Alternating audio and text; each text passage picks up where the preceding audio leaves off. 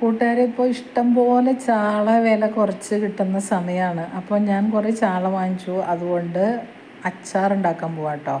അപ്പോൾ ചാള നന്നാക്കി വെട്ടി കഴുകി ഇതുപോലെ 3 കഷ്ണങ്ങളായിട്ട് മുറിച്ചെടുത്തിട്ടുണ്ട്. ചെറിയ ചാളയാണ്, അത് ചെറിയ 3 കഷ്ണങ്ങളായിട്ട് മുറിച്ചെടുത്തിട്ടുണ്ട്. അതിലേക്ക് ഉപ്പും മഞ്ഞളും മാത്രം പുരട്ടി തിരുമ്മി വയ്ക്കുകയാണ്. അപ്പോൾ അതങ്ങനെ പുരട്ടി തിരുമ്മി വയ്ക്കുമ്പോൾ നമ്മൾ വറുക്കുമ്പോൾ എന്താ വെച്ച് കഴിഞ്ഞാൽ കരിഞ്ഞു പോവില്ല. മുളക് പൊടി ഇപ്പോൾ ഇടാതിരുന്ന് കഴിഞ്ഞാൽ ഉപ്പും മഞ്ഞളും മാത്രം പുരട്ടി തിരുമ്മി ഒരു 1.5-2 മണിക്കൂർ അവിടെ ഇരിക്കട്ടെ. അപ്പോൾ നല്ല പോലെ ഉപ്പ് പിടിക്കും ഈ ചാളയിലേക്കൊക്കെ. അതിനുശേഷം നമുക്ക് അത് നല്ല തിളച്ച വെളിച്ചെണ്ണയിലിട്ട് വറുത്ത് കോരിയെടുക്കാം.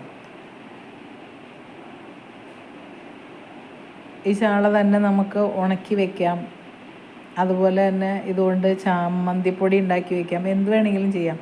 നല്ല സൂപ്പറായിട്ടാണ്. പിന്നെ ചെറിയ ചാള ആയതുകൊണ്ട് നന്നാക്കി എടുക്കലൊരു പണിയാണ്. നന്നാക്കി കിട്ടിക്കഴിഞ്ഞാൽ ഇതുപോലെ എന്തെങ്കിലുമൊക്കെ കാണിച്ച് വെച്ച് കഴിഞ്ഞാൽ അച്ചാറിടുകയോ ഉണക്കി വയ്ക്കുകയോ അങ്ങനെയൊക്കെ ചെയ്ത് കഴിഞ്ഞാൽ നമുക്ക് കറികളൊന്നും ഇല്ലാത്തപ്പോൾ ഇതെടുത്ത് കഴിക്കാവുന്നതാണ്. പിന്നെ അതൊന്ന് തിരിച്ചും മറിച്ചും ഇളക്കി കൊടുത്തൊന്ന് വറുത്ത് പോരാട്ടോ.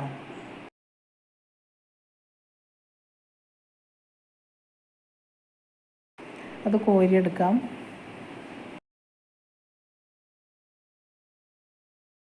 ഇനി ബാക്കി കൂടി ഇതുപോലെ വറുത്ത് കോരിയെടുക്കാം കേട്ടോ.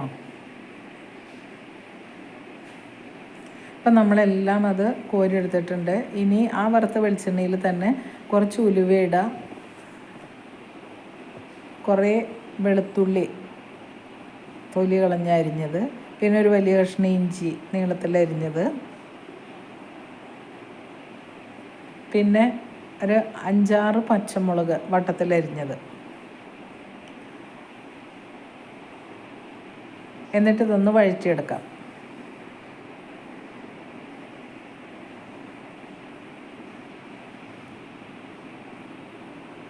ആ വെളുത്തുള്ളിയൊക്കെ ഒന്ന് നല്ലപോലെ വാടി വരുന്നവരെ വഴറ്റണം. ഇനി ഇതിലേക്ക് കുറച്ച് വേപ്പില ഇട്ട് കൊടുക്കാം. ഇപ്പോൾ വെളുത്തുള്ളി ഇഞ്ചിയും പച്ചമുളകൊക്കെ നന്നായിട്ട് വാടിയിട്ടുണ്ട്.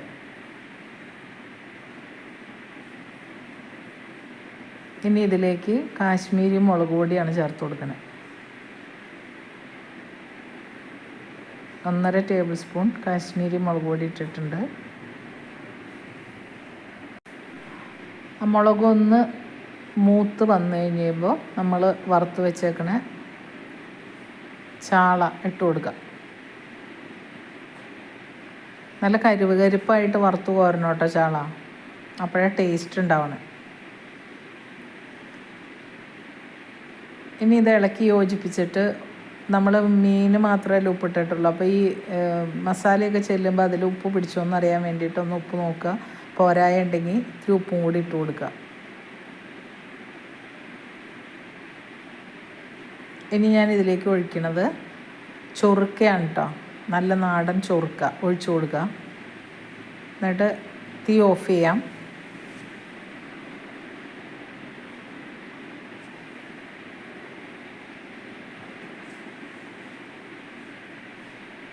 ഇപ്പം നമ്മുടെ അച്ചാർ ഇവിടെ റെഡി ആയിട്ടുണ്ട്. കായമൊന്നും ഞാൻ ചേർക്കണില്ല. കുറച്ച് ഉപ്പ് കൂടി കുറവുണ്ട്, അപ്പോൾ കുറച്ചുകൂടി ഉപ്പ് ഇട്ട് കൊടുക്കാം. അത് ഇരുമ്പിൻ്റെ ചട്ടി ആയതുകൊണ്ട് ഇരുന്ന് തിളയ്ക്കുന്ന കേട്ടോ. സ്റ്റൗ ഓഫ് ചെയ്തു ഞാൻ. ഇനി ഇത് ആറി കഴിയുമ്പോൾ നമുക്ക് കുപ്പിയിലേക്ക് പാർക്കാം.